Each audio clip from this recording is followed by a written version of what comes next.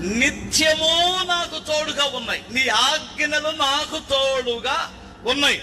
నేను ఏది మాట్లాడాలో మాట్లాడకూడదని ఆజ్ఞలు నాకు గుర్తొస్తుంది.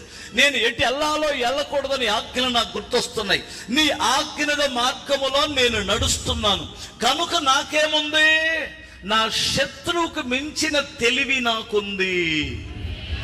కొట్టో, ఆ వెనకొన్నటువంటి వారు కూడా కొట్టాలి.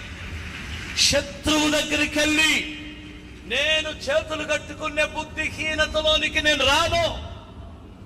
అయ్యా, నా శత్రువు దగ్గరికి వెళ్ళి నేను న్యాయం చెప్పించుకునే స్థితికి నన్ను దిగజారనివ్వడు నా దేవుడు.